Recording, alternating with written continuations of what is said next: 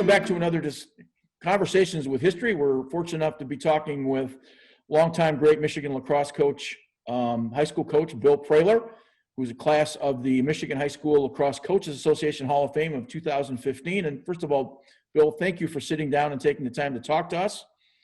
And welcome. And we're doing interviews with all of the coaches who've made the Hall of Fame, and we're kind of catching up with you a little bit. So we're talking to you from Ohio, and I appreciate your time. I guess, Bill, the easiest thing to do is start with let's start with how did lacrosse come across where did you start playing first? I started playing at Michigan State. I was an old football player at Michigan State. I was a freshman recruited in the days of limited substitution. And the very next year, of course, it goes to unlimited substitution. So all of us point-sized guards, we were history in no time at all. So for the first time. I was in the weight room working out, and Alf Norwood, Michigan State player, came in and thought I might be interested in trying lacrosse. So that's what I did. All right. Now you're originally born and raised in Rochester, New York. That's right. Well, you were a traditional, I'm assuming, two-sport athlete in Rochester. So take us from Rochester and how you ended up at Michigan State. Well, I was in the 9th grade in Aquinas Institute in Rochester, New York. My dad gave us the notice that we had to move to Pontiac. He had a job in Pontiac, Michigan at truck and coach. And so we bought a home in Birmingham, Michigan. So I moved from Rochester, New York as a 9th grader to Birmingham, Michigan. And there it's, my interest in sports was football, which was #1. And then I think I was cut from every basketball tryout that you could ever imagine after that. So I had no winter sport except pond hockey, because hockey was something I really loved, but there was no varsity program at all in high school.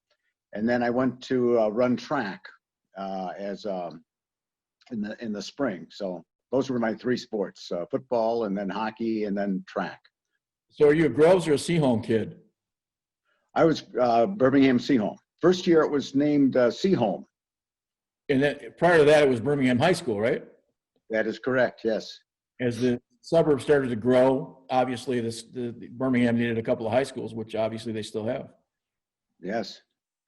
So you decided to go to Michigan State, having graduated from Seaholm. When did you graduate in Seaholm? Mid-60s? 62. 62, okay. You go to Michigan State, and kind of walk us through how you go from having never had a stick in your hand to picking up a stick. Well, it's kind of interesting when you're picking up a stick and you're coming out of a hockey background. You pick up a lacrosse stick and you orient yourself the same way it's a hockey stick. I played hockey left-handed. I started lacrosse left-handed. And so my whole freshman year at Michigan State playing lacrosse, I was a left-hand stick. And then when I played a little bit out east in Rochester, when I went to work out there, the coaches there noticed that I had a whole lot of right-hand stick skills that I wasn't using. So very, very quickly, I learned that I could be a pretty good lacrosse player if I was right and left. And that happened by the time I was a sophomore in college. It was so much easier on the right side than the left side, but I still had a whole year of apprenticeship as a left-hander.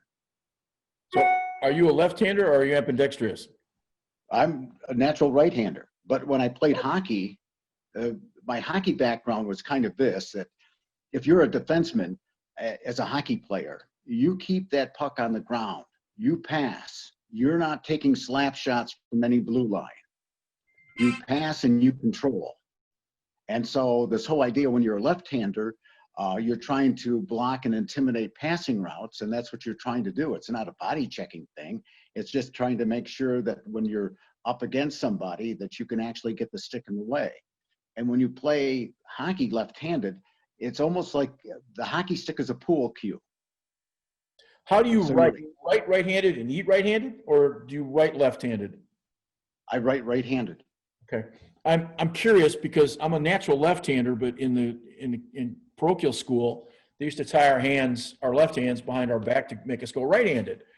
So I have sort of, I guess ambidextrous would probably be the better word, but I play golf left-handed, bat left-handed, yet I eat right-handed and I write right-handed. And it was as a result of the way things come up. But it's with lacrosse, I grew up as a box player. So it was, you had to have, well, you had to have a right hand, or in our case, you had to have a left hand.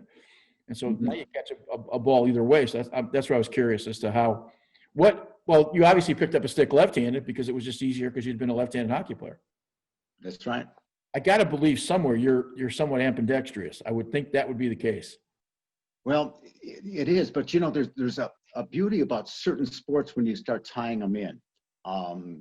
In lacrosse, there's a lot of advantages when you can actually go both sides. Right. And it really helps playing defense. It helps with your offensive capabilities. A lot of pluses there.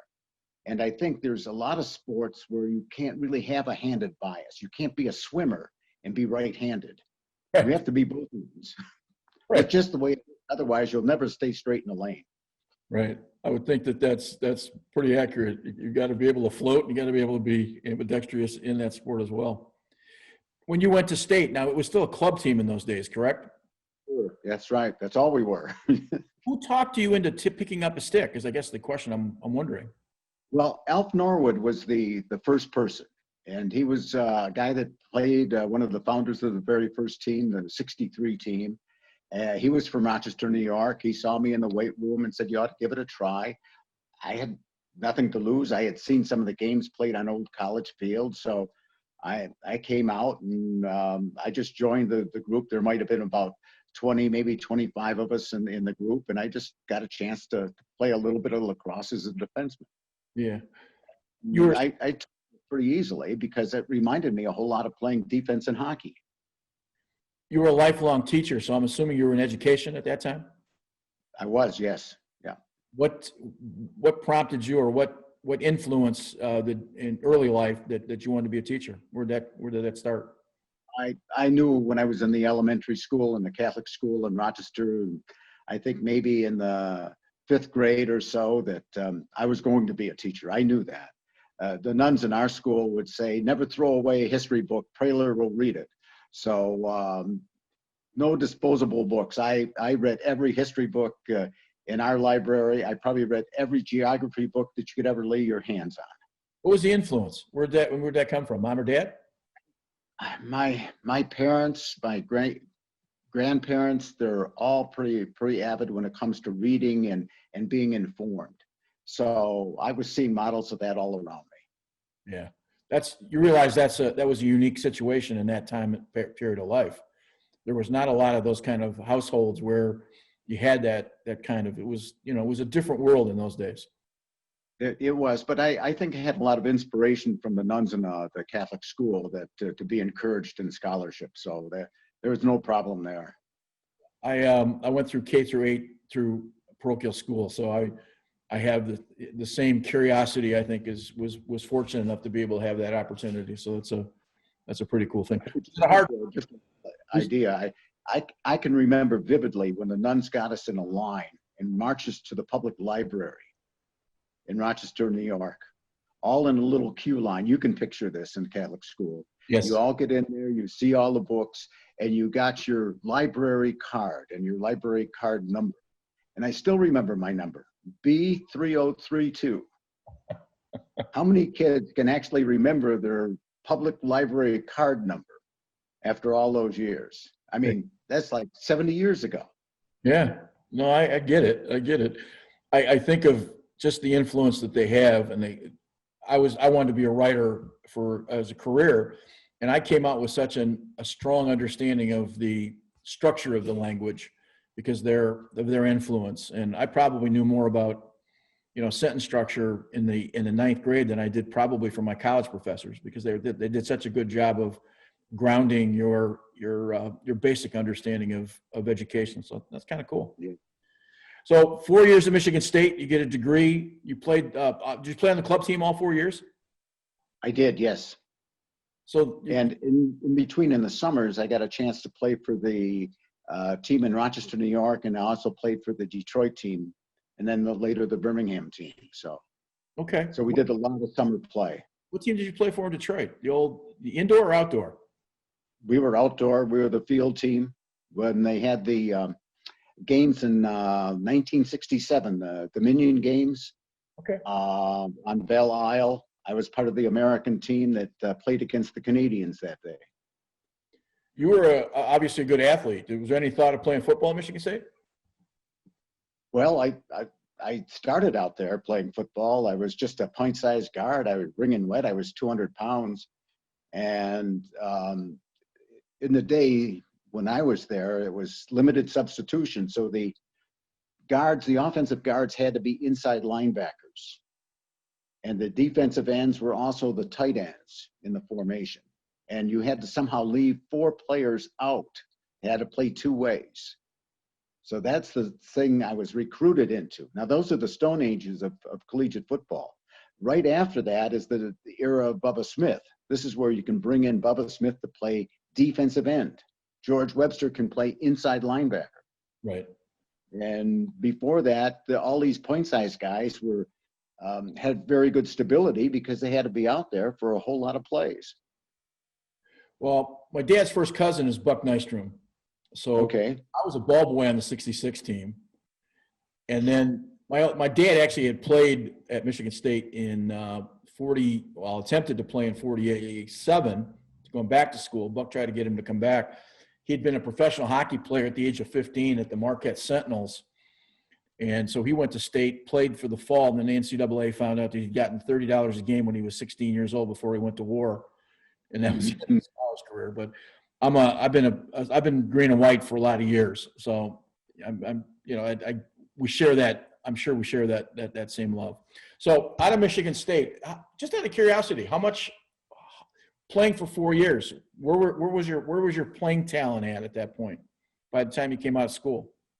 Well, I think in my junior year, there was a lot of growth that I had. I was groomed to play pretty good crease defense. And I was going to say, given my defensive mates, I was on the slow side. But what I had found is that I had enough agility to front a lot of crease players and not play behind them. Right. So I had this unique ability. I can play to the side, slip in front. There's a lot of things I could do. If you're in the crease and you play behind somebody, you're going to get eaten alive. You've got to have an ability to take their game away. And so I just learned that I had to front people. And usually crease attackers could be pretty big too. And so I was at a size disadvantage most of the cases. So you graduated from state in 67? 66. 66. I was probably one of those little 8-year-olds running around, if you ever went to the football field, being obnoxious and throwing footballs around in those days. But from there, what was your first teaching job? I started out teaching in Troy, Michigan. And I got a chance when I left there to go and coach football at Muskegon Heights High School. So I spent 4 years in Muskegon Heights and got my master's degree at Western. And then I had a chance to go to Lansing Waverly and teach history there.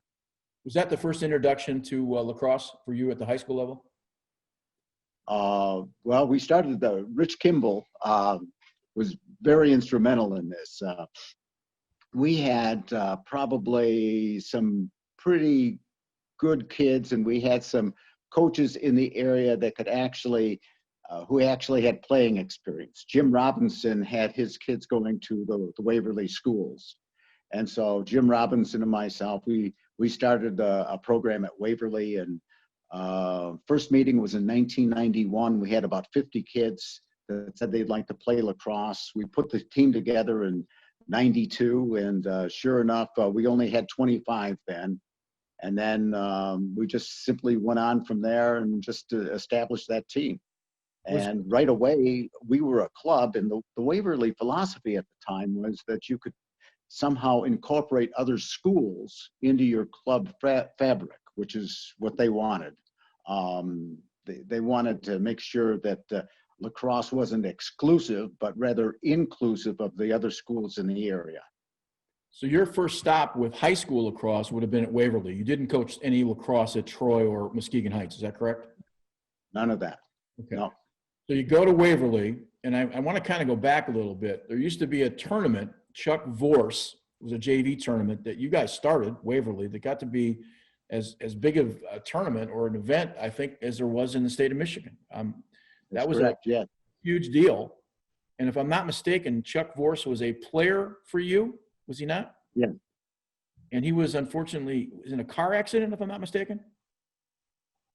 No, he had diagnosed with bone cancer. That's right. Okay. I apologize for not knowing. We used to play in that tournament, and my point was that Lansing's program, Waverly was a big deal in lacrosse in Michigan from when you started in '91 until you got to toward the end of that decade. If I'm not mistaken, at least in my career there, we did not win in the first 3 years. In '95, we had our first winning season. I think we were 12-7. But starting in '95 and going through 2001, we were in the state finals or semifinals every year. So we had a nice 7-year run. Was Rich a teammate of yours at Michigan State, or what's the connection? Rich was the head lacrosse coach at Michigan State. And I remember we talked informally one time. He said, you know, do you think you could put together a team at Waverly? And I said, well, give me a chance to think about this a bit, and got a hold of Jim Robinson, and he was more than keen to do it. So he said, sure, we'll give it a try. And it actually was a whole lot of fun because we were able to kind of put our brains together and come up with things. I mean, things you wouldn't think of. Like in our budget, we had 3 dozen lacrosse balls. And I can remember at the end of a day of practice, after all the dishes were done, putting the lacrosse balls into the sink after the dishes were done to wash them so we could see them at the next practice, so they weren't all caked with mud. And there's nothing more infuriating to me than the camouflage ball that's whizzing at your head that you can't see, much less catch. So I always like to make sure that everything was at least clean when you'd start a practice. So just little things like that. Mm-hmm. You know, we had guys that would say, you know, when you hand out names of kids on a roster, flip that over and sell some ads. And we did. We sold $300 worth of ads just by flipping a roster over and having 6 bubbles in there selling ads for, you know, $50. So it was an ingenious way to raise money, and realize we never had to buy a lacrosse ball after that first year. We paid for them all with the program. Waverly was the first team in, if I'm not mistaken, Waverly was the first team in Lansing, in the greater Lansing area of lacrosse. Is that right? True. What was the next team? Was East Lansing the next team that was up in terms of? Actually, it was Lansing Catholic Central. Okay. And one of the great stories you'll ever find is that in our second year, we were supposed to open with Lansing Catholic Central, and we're all practicing for our opening game. And lo and behold, the entire Lansing Catholic team comes over to the Waverly practice. And what had happened was the Catholic Central coaches demanded to be paid, and the Catholic Central kids couldn't afford it. And so the question put to the Waverly players was, would you have us play lacrosse with you for the 1993 season?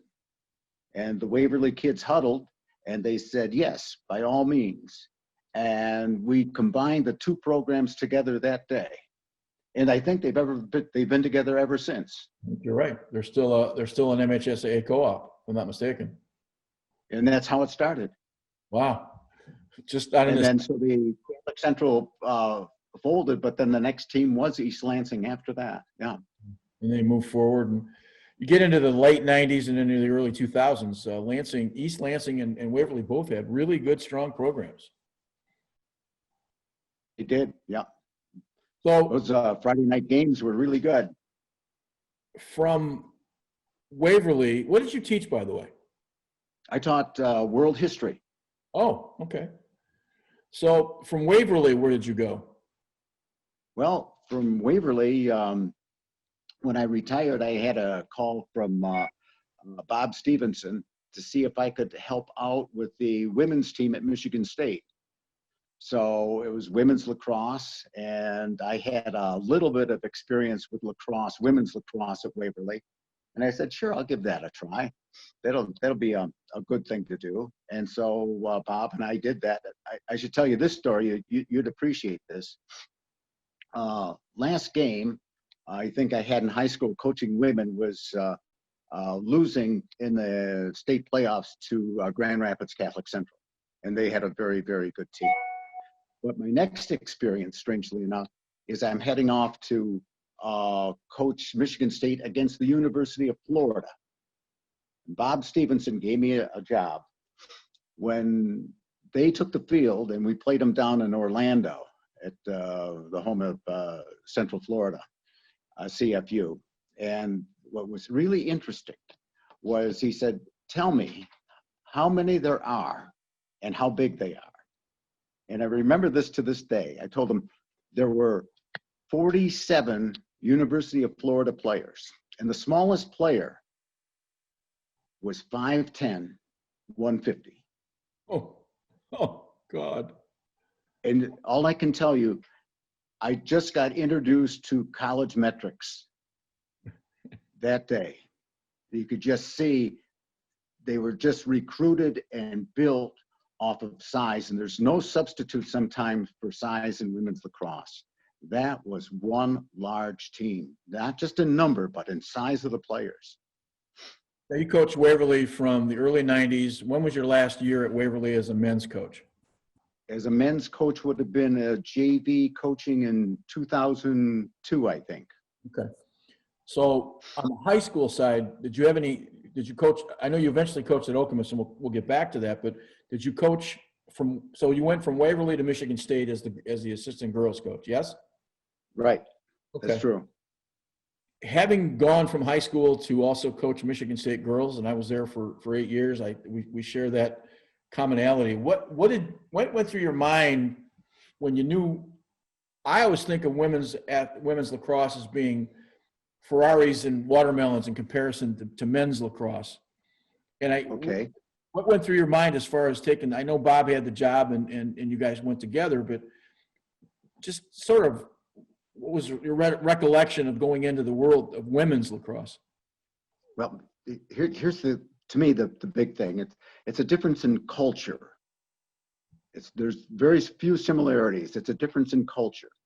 The men's game, if you look at the Iroquois origins, is 12 on 12 on a field as big as a basketball court. Right. It was really small, and it's got a rock for a ball. And it's brutal. It's Piscataway, the little brother of war. The women's game is a field game. It's played in the Cherokee style with goals much further apart, a lot more running. No boundary. The ball with feathers with a leather wrapping. Right. And it just danced in the air. And you just had to be motivated, and you had to use space in your offensive concepts. And to me, in men's lacrosse, there's a certain amount of physicality that goes along with it. In women's lacrosse, there's absolute beauty once you get these offenses moving and you have a counterattacking style. You can do marvelous things. When you first started, did you coach women's lacrosse, or were you a man coaching men's lacrosse with young ladies? You know, I started that way, I think my very first year, but I think I was in my first game. And I got to tell you this, I thought I had the girls ready to go. And then when I saw full bore as a coach on the sideline, how the women's game is played, I discovered all the errors, like right away, that I made for conditioning. There's so much stamina that's required for running in the women's game, it's unreal. And to prepare somebody like it's men's lacrosse, where you come in bursts of energy and you've got rest, there is no rest in women's lacrosse. Absolutely none. If you're a slow defender and you're up on that restraining line and your offense breaks down and that ball's coming back at you, that's a 70-yard sprint that you have to run to even defend your pipe. That's how far you have to run. You can't do it in a 40-yard burst. Was it coaching women different than coaching men? Oh, definitely. Example. Well, I think I started with an offense, I'm going to say, that was too complicated, because that was my kind of upbringing a little bit with men's lacrosse. You develop a playbook, and then you kind of stick to it and you teach to it. What I discovered in women's lacrosse was, if you opt into a counterattacking style, and that's what you have, you don't need to have a whole lot of offensive plays. Because when you counterattack, you're saying the opposition goalie makes a save, double team that goalie. They float out a pass, double team that first pass, double team that second pass. And there's very few high school teams that can take 3 consecutive double teams and clear the ball. You'll get that ball down on the ground. You pick that up, and now you have to operate your offense, and your offense has got to be simple, because you're almost into a fast break, slow break mode real fast. So we would just simply have a play that was in Rich Kimball's practice book and his playbook. He called it cross swords. We called it the bomb. We just brought the ball behind the cage as fast as we possibly could, made a pass, and brought cutters down full bore onto that goal, because they're all coming down in slow break position. And if we made a feed, we would make it laser feed to somebody and do it. And then we had a little shake and bake a biscuit play where you pass it back behind the cage and then bring it to somebody out in front. Somebody would slip from behind out in front and just put the biscuit in the oven. And everything was simple like that. I think that guys that coach should have to officiate. I've officiated enough that if you have to officiate, go back to coaching, you're a little easier on the officials, because you realize what a difficult job it is.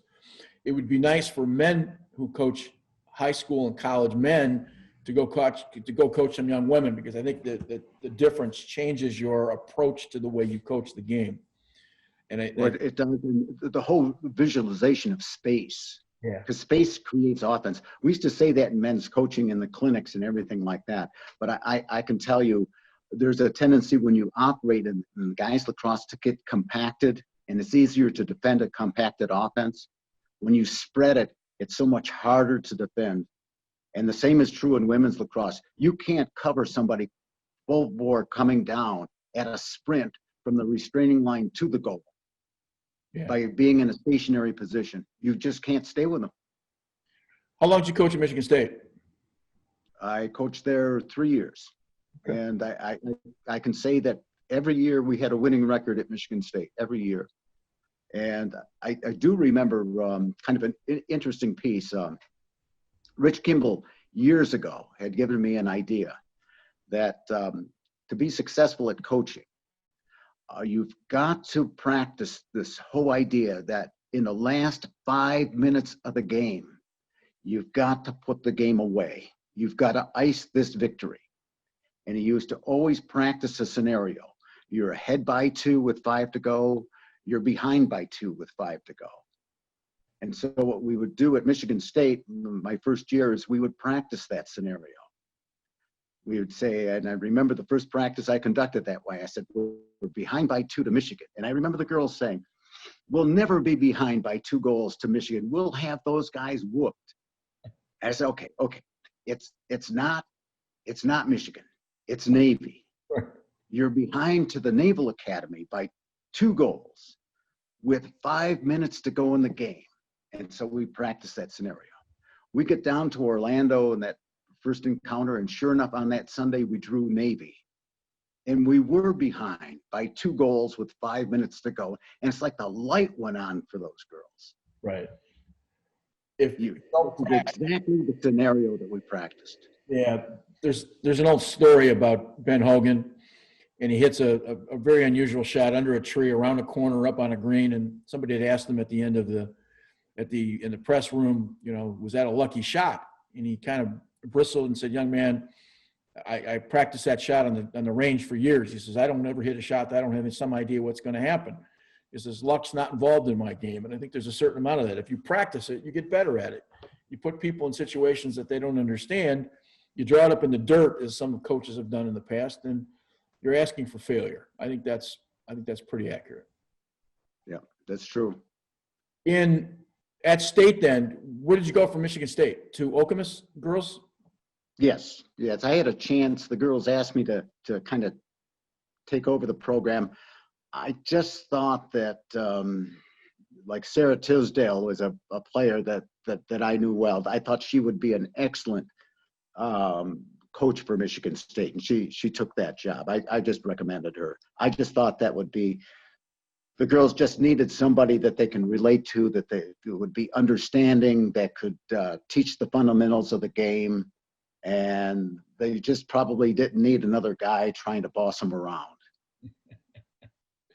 From how long were you at Okemos as the girls' head coach? 5 years. So you built that into, you were in the state finals, I'm not mistaken, a couple times? Yes, I think what was it? 3 times with the Okemos girls. I think 3. Yeah. And that, so you had some really good teams there and built a heck of a program. Well, I think they had a nice little string going. They won 64 straight, which in high school lacrosse I think would be pretty close to a record these days. Yeah. What made you happy as a high school coach? What's the thing that, you came home and you're smiling sometimes? What is it about high school as compared to club college? Okay. There's my last year at Michigan State, I bumped into this defensive concept, this backer zone concept that I really saw implemented by Colorado State. And I sat down with the University of Michigan coaches to kind of understand it better, because we both had to scout and we both had to play this opponent, Colorado State. They won it that year, as I remember. And I thought that this defense was exactly what would work perfectly in high school. And then it dawned on me, part of my Michigan State experience was that, the only way you get to those last 5 minutes of a game is if you've got a team that is actually rested and they can handle this, which means you got to be playing your substitutes well along the way. You can't burn them all out and expect to win a game unless you're really way ahead. So we used to talk, Bob and I, about starting 17s. We had the starting 12, but then we'd have 5 ready to fire in. And so when I took over in high school, the Okemos girls went into this very, very nicely. I would always rotate 2 down-low defensemen after every goal. So the down-low defense would never be tired in the pressure situation of the game. And I rotated 3 on the midfield. And that way the midfield could be rested.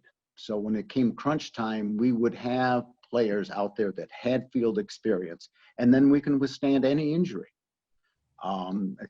So I thought that was a pretty good thing to do. And that's the thing, when I saw the Okemos girls just take to this, it was just unreal. And I do remember that opening game at Okemos. We were playing at Detroit Country Day. And I remember talking to the officials before the game, and I can remember saying to the effect of, now we'll see if I know anything about this game. And sure enough, the idea that you double team the goalie, you double team the first pass and the second pass, we were up like 11-1 at halftime. And I think we won it like 19-1 or 19-2. And that idea of this solid defense that just pressures right away off of any save by a goalie to force a turnover and turn it into a fast break opportunity, that was a winning ticket in high school lacrosse. And, even when I watch like Northwestern, University of Florida play right now, you'd be surprised the number of times the ball is down on the ground. And the old adage in lacrosse, if you win the ground balls, you win the game. It's so true. Both men and women, that's true. There's some conversation lately with both men and women, maybe the draw for women and obviously the face-off for men, of eliminating that because of COVID. And there's been all kinds of conversations about, its value to the game, or it's going to be interesting to see what happens come spring. But having coach women and men as well, you recognize the integral part of the start of the game, both face-offs and draws, and how just important those are to both offense and defense. That's strange you should mention that face-off. It's there's a lot of history on that, because a lot of times they think that it's the original part of the game, and it has been from our Native American origins. Right. But the thing I'm always amazed at least in the piece I remember reading in National Geographic, was that the Vikings had some input into this too. So that when they came to North America, they quickly learned that their style of fighting wasn't going to be a winning formula here. So they opted in and they played some lacrosse, and the Native Americans would play against the Scandinavians. And that's way back in the kind of the history of our continent. The face-off was embraced here. It really was. Still a history teacher. I like that. That's pretty cool. You still do a lot of reading, I'm assuming? Oh, yes, yeah. How did you end up retiring to Ohio? Just curious. It kind of works this way, and this is what happens with grandparents. You sit around, and my home was in Potterville, Michigan, and my retirement concept was my daughter is raising a family in Chicago, and my son's raising a family in Cleveland, and I'm halfway in between, and this will work out perfectly. Okay. And then it dawned on me, Potterville, Michigan, we're just going to get Christmas cards. We'll get maybe a birthday card. We'll see our kids maybe once, twice a year. He said, we got far more life in us as grandparents than to sit there writing postcards. We ought to be doing something.